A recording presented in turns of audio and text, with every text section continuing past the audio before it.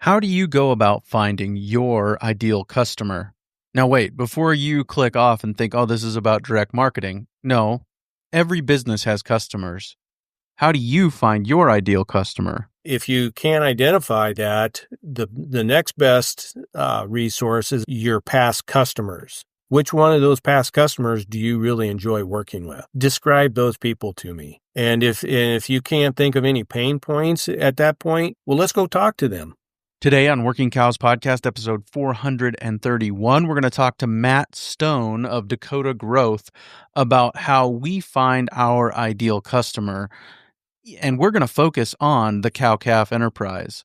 And one of the questions we need to answer is what motivates our buyer? Well, if you can understand what your buyer is motivated by, that helps you determine when you want to actually take them instead of just taking them someday. That just happens to work for you. And then we need to understand what role we are playing in this story. So we're at a character with a problem meets a guide. Well, the guide is you. Every hero in every movie has a guide that helps them. Well, the guide actually gives them a plan. So what the plan does, it helps them get over the idea of, I want to make a purchase, but I'm not quite sure. All that and more today on the Working Cows Podcast, brought to you by Ranch Right and the South Dakota Grassland Coalition. Welcome to the podcast that gives producers a platform to discuss and share paradigm-challenging practices that have increased the effectiveness of their operation and the joy that their families have received from this lifestyle.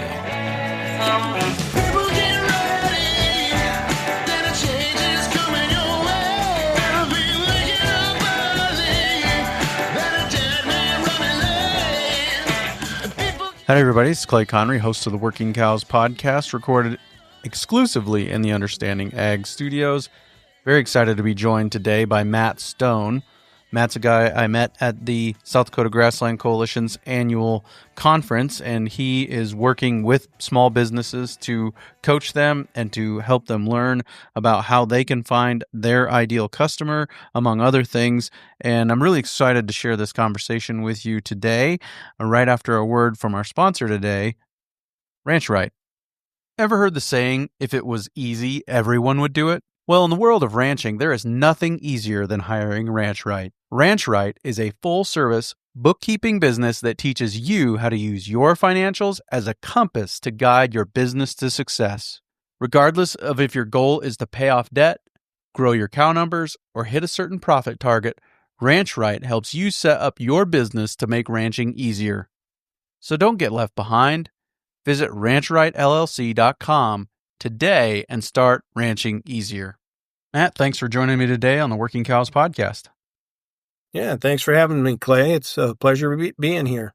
One of the things that has always struck me about the Working Cows Podcast and about just this way of thinking about ranching as a business is just how many of the ideas from the business world translate directly into ranching, and the things that are common in successful businesses, whether they're entrepreneurial startups or Fortune 500 companies, are the same. And they're also the same in ranching. They translate to us as well as agriculturalists, farmers, ranchers, however you want to describe yourself. The principles that lead to success in those operations are the same for us. And so, first of all, is that true in your experience and your understanding? Oh, absolutely. Yeah, and in fact, anymore when I say business, a lot of people say, well, what about ag? Well, ag is business. So yes, absolutely. And what are some of those key things that successful businesses have in common, those things that they are focused on, those things that maybe they know? We know that we're doing this. This is our goal. This is our target. This is our customer. What are some of those things that in your understanding, successful businesses do and know maybe that the person who's not as successful isn't quite as focused on? Yeah, there's actually been three consistent factors. One is that they know their cash flow. They know what's coming in, what's going out, and they take steps to manage that. The next is they have a plan, as opposed to just doing it by the seat of their pants. And the third is they are focused because they do have a plan. They're not changing their focus just at a whim. I mean, I know I'm guilty of it, but squirrel, or something shiny, you know. So it's those three things I see consistent that are there in what I would call a successful business. They know their cash flow. They've got a plan. They're focused. Talk to me about the steps to and how you actually make use of the information that comes from knowing your cash flow. Well, the cash flow, you can make decisions, planning decisions for one. And I mean, I can even use my situation here because we do have a small ranch. Is if I'm needing to do a capital structure or in some infrastructure upgrades, I need to know what the cash flow is and start setting some aside or be able to plan for that capital or infrastructure outlay. If I don't know when that's going to happen, I don't know what the requirements are on my cash flow. And pretty soon I find myself the quote unquote robbing Peter to pay Paul and vice versa. Yeah. And what are the elements of a plan? You said they know their cash flow, they got a plan, and they're focused. What are the elements of the plan? So with the plan, and when I say a plan, I'm talking a strategic plan. And a lot of this might be familiar to those who are practicing holistic management, because I take the three pillars of holistic management and we integrate it into their strategic plan so it coincides with everything that they're doing. And that's going to be financial. That will be your environment. And actually, we look at it a little differently than from the ranching perspective, and the community, which is a little different than what the ranching aspect looks at it as. Can you tell me what do you mean? How is it different? Yeah. So obviously financial is financial. Is it sustainable? Will it give you a living wage and be able to prosper? The environment, we typically look at, well, how is it for the ecosystem? Is the soil healthy? Or is the plants thriving? Does it actually encourage wildlife to come in? How are your animals performing on your pastures? Or if you're in a market garden, how is your garden performing? Are you finding that it dries out fast? But in a business aspect, I relate that to two areas in your business, and that is what I call the stakeholders. And what that can be your customers, that can be vendors.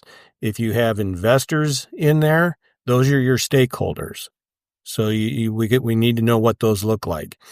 On the other side is all your internal processes, because everything you do, every process you have on your ranch impacts you financially, and it also impacts your stakeholders. So that's your environment. And then the community is not, it does include your local community, because there is an impact, but we also look at it if you have employees, because that is your community right there, is your employees. If you don't have employees, how does that impact your family? That's your community. That's how we look at it, or how I have looked at it from the business perspective when we do strategic planning. They've got a idea of their cash flow, and they know where it's coming from, and they have a plan for where it's going. Then they also have a strategic plan. They understand their community, their land, and all those things. And then the final piece, which is where I intend to flesh out this whole conversation today is that they're focused. And I think one of the things, and please add to this as well, one of the things that we should focus on is our customer. Who are they? And I really think there's a whole lot of power in understanding who our customer is. And I think that cow-calf people tend to be, I'll just say very bluntly, the worst at this. Because the customer isn't the sale barn. The customer is the order buyer, and he's got relationships that he's managing and people he's working for, and he's got specific cattle that he's trying to orders he's trying to fill.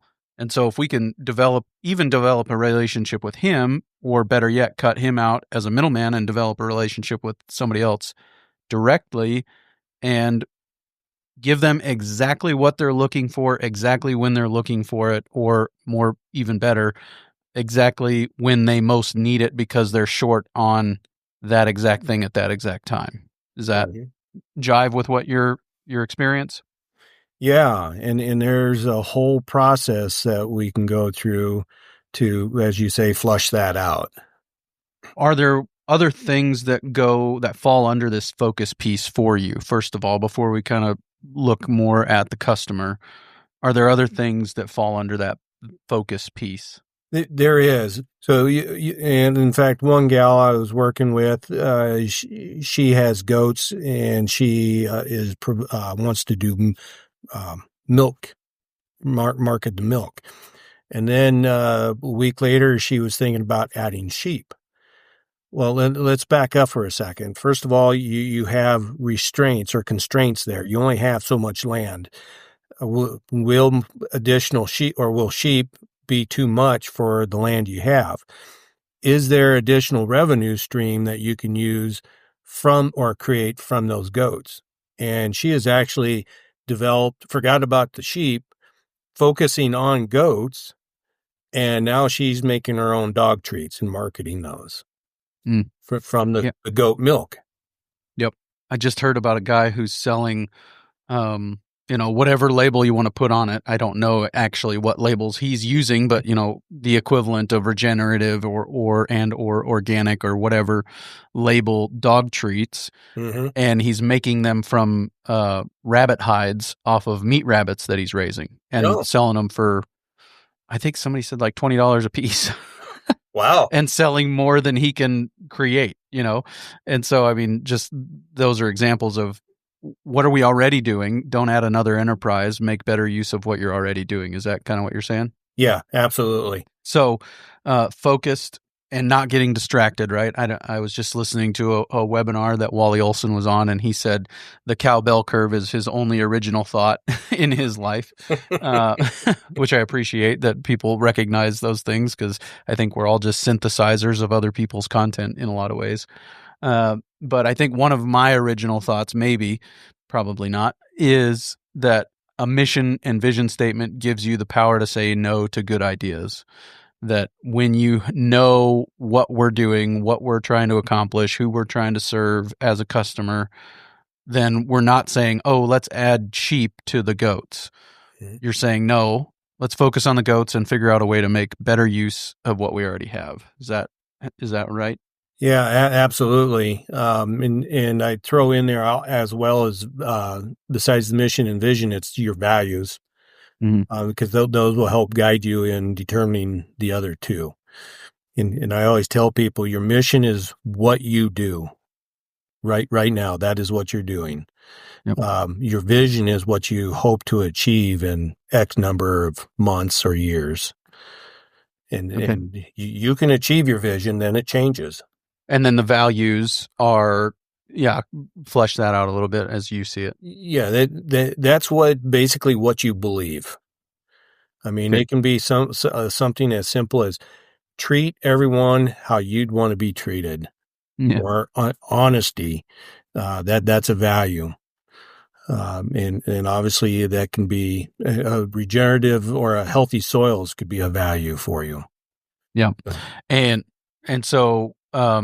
Mission is what you do, vision is where you're going, and values is how you do it, or the underlying rules that direct you. Yes, absolutely. Kind of gives you direction on how to achieve your mission and your vision. So are there more things under this focus before we jump off into the customer side of this? No, that's pretty much it. And all of that focus is what we cover when we do a strategic plan. So let's focus on the customer. Yep. We're under the focus heading here. Let's focus on the customer. How do we go about thinking about our customer and finding them and those things? We actually started this process when we identified what is the product that we want to offer our customer. Let's use beef, for example.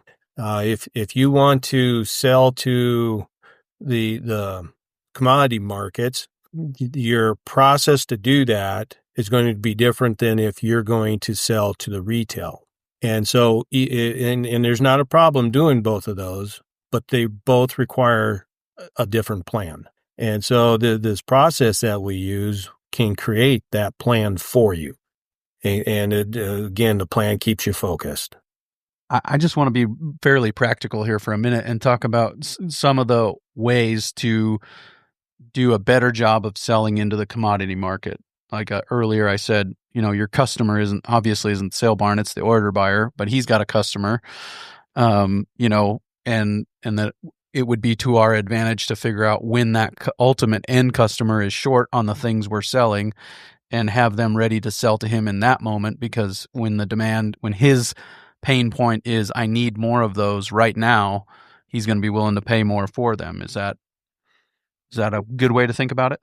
It is. It's an excellent way. In fact, that's exactly where I was going to go is when you take your cattle to the markets, are you just taking them and you're selling them for whatever they bring? Well, if you can understand what your buyer is motivated by, that helps you determine when you want to actually take them instead of just taking them someday. That just happens to work for you. With the idea that, like you're saying, it should increase your odds of getting a better price for it. Yeah. So how do we go about kind of understanding that customer? What are some of the ways that we can be doing the work of really focusing on that customer and finding out what are we producing and who's looking to buy it and who are they and some of those things? So the first thing I would start with is, and I always encourage people, don't type this into the computer, actually hand write this out.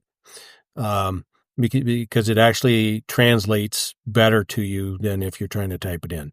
But the one thing that I always have people do is to describe to me in detail who your ideal customer is. So now I do direct to consumer. I don't do anything at the sale barn. So I would ask you, are all cattle buyers the same? No. And so, okay, describe to me, write out what type of cattle buyer, what's the demographics, or what is your ideal buyer like? Describe them. Right. And then once you have that, now you can start understanding, well, what's some of the pain points they might be facing. And with them, since it's commodities, maybe there's also a certain time frame that one cattle buyer is looking to buy more than another cattle buyer. So you might have 3-4 different descriptions for a cattle buyer depending on the time of year. Let's take a quick break and hear a word from our sponsor today, the South Dakota Grassland Coalition. If you're in the business of managing livestock, you've probably experienced drought, shortage of time, not enough help, and hefty debt. But facing one or even all of these challenges doesn't have to leave you worrying about how you'll make it through another year. Learn how to increase stocking rates, extend your grazing season, increase plant diversity, retain moisture in your soil, spend less time and money on weed control, and much more at one of South Dakota Grassland Coalition's grazing schools. During this intensive 3-day program, area producers, along with presenters from state and local agencies, combined hands-on activities in the field with classroom-style presentations to walk you through the steps necessary to create a grazing plan that suits your unique operation. Reserve your spot at one of the 3 grazing schools today at sdgrass.org. Certainly. Are there tools that you can use to kind of analyze when some of those pain points might be in a market like yours? If whatever you're marketing, you can go and find this resource that says at this time of the year there's less supply, and so the demand will be higher. Unfortunately, I've never come across them. The best resource I have found are the people who are involved in that industry. And so I never come in and saying, this is what I have found your ideal customer to be. It's what you have to determine for yourself. And if you can't identify that, the next best resource is actually your past customers. Which one of those past customers do you really enjoy working with? Okay, describe those people to me. And if you can't think of any pain points at that point, let's go talk to them. I know for myself, I have at least a half dozen customers that I can go ask them what I would consider personal questions to help me grow the business. And they are more than happy to help me out. So how do they say it? Get it right from the horse's mouth. Okay, so we've kind of got that ideal customer identified. What would be the next step in your mind? And so the next step is we're following a story plot that some of your listeners might have heard of How to Grow a Small Business, written by Donald Miller. Okay, chapter 2 is in there about clarifying your message. And all we're doing is we're writing a story. And believe it or not, the story's not about us. It's about your customer. And because that's what they're going to resonate with. Okay, so the first thing is we want to identify, what does your customer want? This isn't a pain point. This is just simply, what do they want? And so let's use, what do you want to use? You want to use the cattle buyer or the direct consumer? Let's go cattle buyer first. I would like to circle back a little bit and do some DTC later, but we'll go cattle buyer first. So the cattle buyer, what does the cattle buyer want? What a character, what do they want? All right. And there's a whole thing we can do to really flush that out. But you can start seeing possibly where the best resource is you, because especially if you've been in the business for 20, 30 years, those cattle buyers. They want a weaned steer calf in February or March or whatever. Those would be examples of some things that could be an answer to that question, right? Yes. And then so we can go right through this whole story program. I really appreciate this idea of thinking about it as a story, because all stories have plots, and all stories have, you learned it in fifth grade about the arc of the story, and you learned about the conflict. What's the conflict? Is it man versus nature, man versus man versus self? I remember all these things, right? And so then we can think of our business as a character in that story solving a problem for the hero of our story, or the main person in our story, the antagonist, I guess, as it were. We can think about our business as doing that. That's really a helpful way to think about it. Yeah. And stories are easy to remember. I mean, there's multiple reasons why every pair of the parables were in the Bible, but every parable you've ever read, you can remember them. Right. So it's easy to transfer that information down the line. Okay. So the character, and they all have a problem. And so this is where those pain points are. Now it's not just a problem. They we divide those problems out. So there's an external problem, which tends to be physical. And then there's an internal problem, which tends to be more emotional, internal.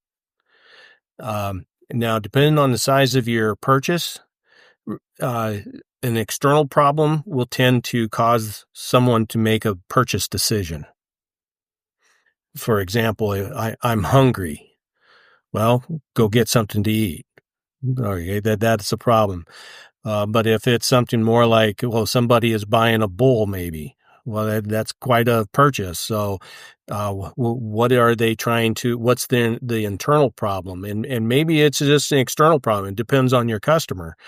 You want to identify what that internal problem is, and like I said, depending if it's a larger ticket, typically it's that you have to identify that internal problem in order to make the transaction.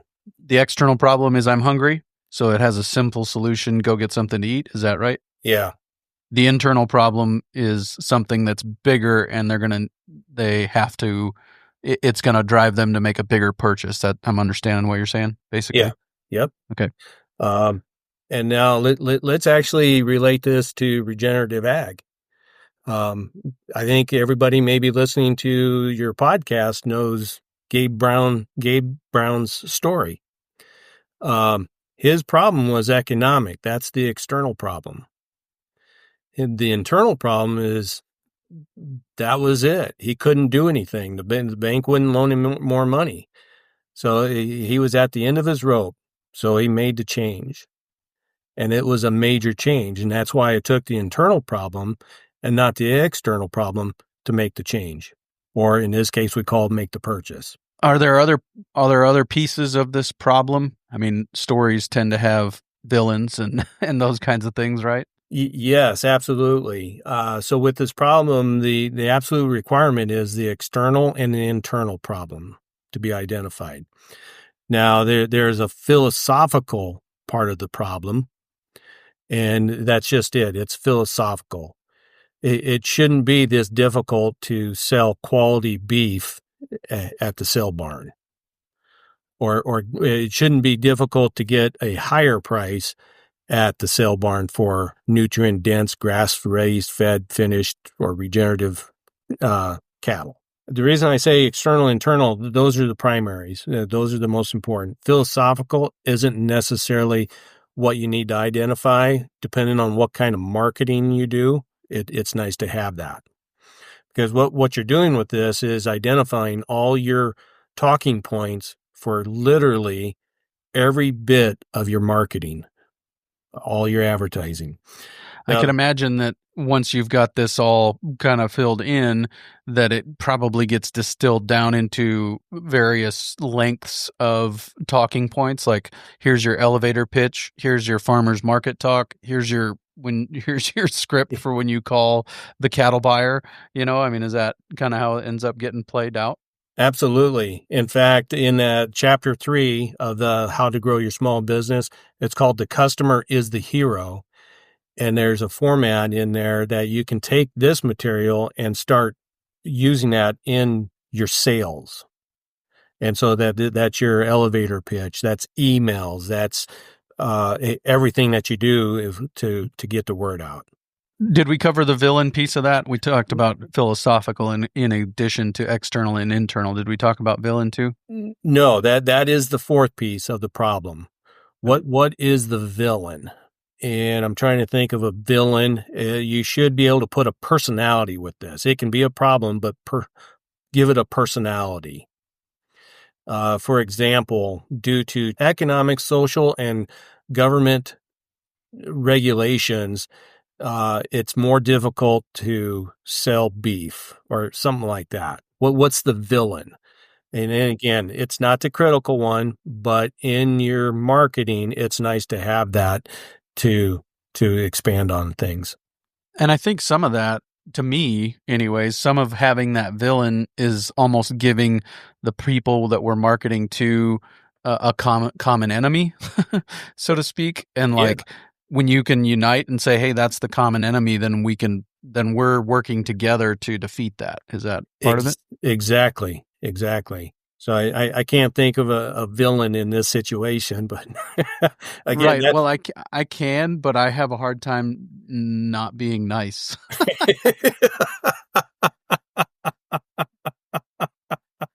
well, and there's nice ways to identify the villain. Where do we go from there? Once we've got that, got those pieces in place, and we've got our character and our problem kind of, is there more that needs to be said there? I mean, obviously, yes, this is a longer workshop probably to go through all of this, but are there major pieces we're missing before we move on to the next step? No, that is it for the problem. And like you said, we can go more in more detail, but for right now, that's it. That covers what I call the 4 parts of the problem. And the next one is so we're at a character with a problem meets a guide. So if your listeners are following along and they're writing these headlines down, we're making a sentence if they haven't identified that. So meets a guide. Well, the guide is you. Every hero in every movie has a guide that helps them. And it's interesting when I learned this, now I start seeing that in the movies. I never realized that. Every hero has somebody who helps them, or the good movies do. And so for my house, it would be the Lego movie, and Emmett has Vitruvius. So there you go. Yeah. So the guide is you now. And so if you here, this is all about you. And in order to make it or tell them about you, but not make it about you, it's still about them, is that you need to be able to show empathy to their problem. So you got to show empathy to why the cattle buyer is struggling, and then be able to show competency and or authority. And I mean, you can do this just simply by being in business for 30 years. You don't need both of those in all your marketing, but you need some of those for each, depending on what type of marketing you're doing. No, I think that's really, really helpful. And again, like you said, when you think about the good stories, they've got these elements. Yeah. And that becomes really helpful. So what does a good guide do? How does the guide end up helping the person, the character, the hero? Well, the guide actually gives them a plan. We talked about a plan. And so what the plan does, it helps them get over the idea of, I want to make a purchase, but I'm not quite sure. Again, it depends on what you're selling, who you're selling it to. And it should be a 3-step plan. For example, take a look at the livestock, give me a price, and realize that, or what's the third one? And typically, pick a date for delivery or something. Yeah, there you go. And so there's a 3-step plan, and it's that simple. You could do it 3 bullet points and you're done. And then that moves them right into call to action. And this is where I find most people completely drop the ball, especially if they're introverts, and I'm an introvert. But you got to make a call to action. And so there's a couple of things here. First is the direct call to action. So let's say it's on your website. You say, buy now, join today, things like that. Don't put learn more. That's not getting a direct call to purchase. And that's what we mean by direct. There is a transitional where you can get, for example, like on Dakota Growth's website, you can go in and click on business assessment. So it keeps the relationship there. They're getting something of value. So that transition, think of that way. They got to have something of value. I'm not sure what you would do with a cattle buyer to give them something of value. So it's more that direct call to action. And I'm not sure that, well, I could see where you'd use the affirmation. So, and correct me if I'm wrong, the cattle buyer is typically buying them at the livestock barn. Yes. But is there a situation where the cattle buyer can actually purchase them direct from you without going through the cattle barn? Yes. Like, okay, so it's okay. You can buy them direct from us. We don't need to go through and give them just saying it's basically okay to do it. Yeah, I mean, you deserve it, sort of thing. And then from there, it can go one of two ways. You tell them, what does success, if you do business with us, this is what your life looks like. The sun comes out, the rainbows shine, the butterflies are floating, everything is green. But if you don't, this is the negative side. And so, I mean, you can kind of imagine what that does for a cattle buyer, what their negative side is. Maybe they don't get the number of head they need, or maybe there's a certain quality they're looking for. They don't get it. And so there's one of two ways they can go. Yeah, really helpful. So you said we're building a sentence here. And can I put you on the spot and ask you what your sentence is for your business? Well, the sentence is the process. Okay. And so a character with a problem meets a guide who gives them a plan and calls them to action, showing them what success and failure looks like. Overall, so on my website, here's my sentence. It says, unlock your business's potential with a clear, sustainable growth plan. And so if you are looking to write a sentence for your business, this is what you want to keep in mind. You want to say what you do and how I help you, the customer. That's simple. So talk to me about the importance of language in this, like the mood of this story, and the maybe the words that are chosen. We're going to use these words instead of those words. Talk to me about the importance of language in developing a good way to communicate these ideas. Oh, it's very important. I mean, the earth was created by words, right? Amen. And quite literally, words can create or make or break a business as well. Yep.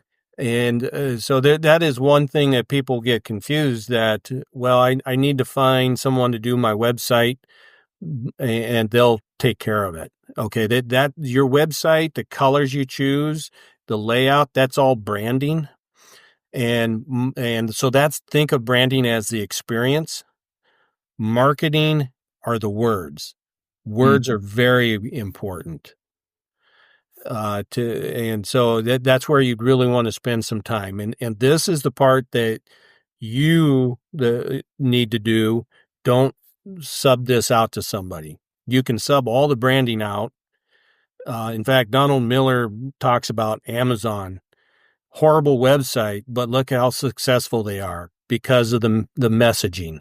So can you just give me an example of some of the, I don't know if mood is the right word, but the thrust of these words and some of the different kinds of words we can choose and maybe words that are not helpful and words that are?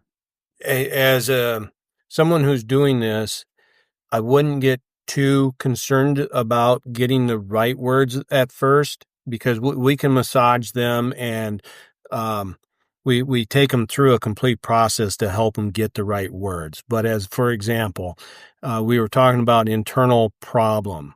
So we want it, so disgusted, that makes it internal.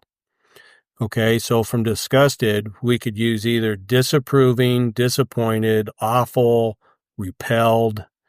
If you want, so let's go to awful. You can say nauseated, detestable. And so maybe you just want to say, I was just disgusted.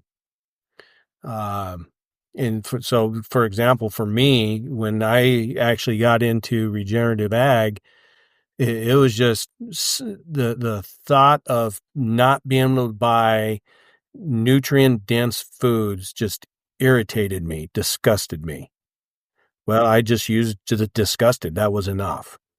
That was my internal problem. I think that's helpful. And I, as a pastor, as somebody who preaches usually multiple sermons a week, the thesaurus is your friend, right? Yeah. You can go out there and find other words for what you're trying to say and some of those things. So I think that's a helpful strategy. Yeah. I think one of the values of this exercise is that it helps you find who isn't your customer, right? Oh, absolutely.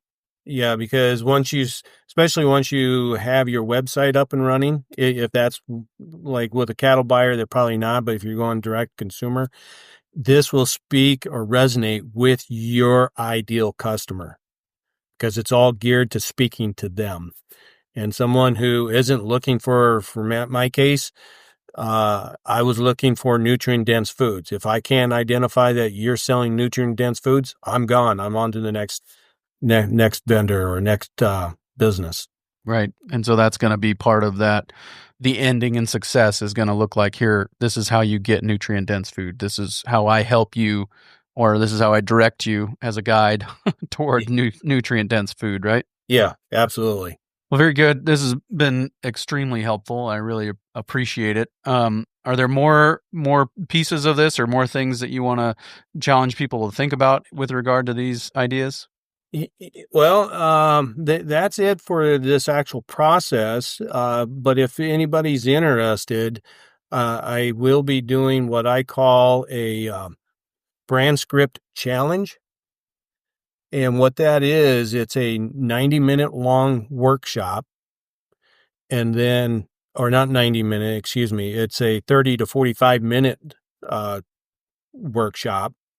We go into a little more detail on this. And then after that, there's a 30-minute one-on-one session, and it's no cost. It's free to people. Do you have a date picked out for that yet, or how? Oh, we're looking at May 6th. And where would people go to get signed up for that? Let's see. Well, you could go to dakotagrowth.biz, and you'll see challenge. You click on the challenge, and then it'll take you to a registration page. So we'll have links to that in the show notes page for today.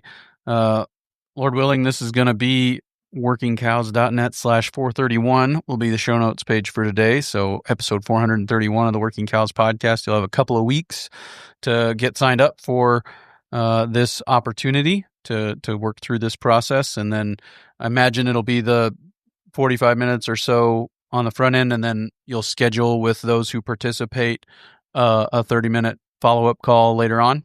Yes. Yep. Okay. So sounds like a great opportunity. Matt, appreciate your time today. Thank you. Yeah, you're welcome. Very good stuff there with Matt. Really appreciate his perspective and the way that that tool just sets it up as a story that we're telling, where we're not the hero, but we are a guide to the hero. The hero is the consumer, the buyer, the purchaser, and we are a guide saying, here, let me help you get what you want so that you can have a better quality of life. So really appreciate that and would look forward to maybe seeing some of you on that webinar on May 6th to kind of flesh some of those things out for your business, even if you are a cow-calf operator.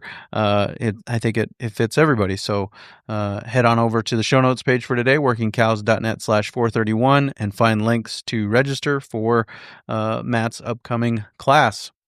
Looking forward to sharing with you next on the Working Cows podcast a conversation that I had with Major Eric Chaya, and he is doing some really neat things of doing regenerative grazing on military installations, and this has huge implications, not only in America, where the military has many bases that make up a massive millions and millions of acres, but also around the world, and the ability to help people where the military is have a more sustainable, healthy food source. So look forward to sharing that conversation with you, coming your way real soon on another episode of the Working Cows podcast. We'll see you then.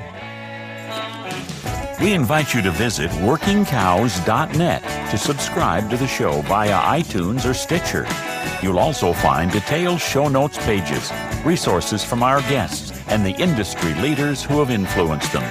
For more ideas on putting your cows to work for you in a more profitable way, tune in next week.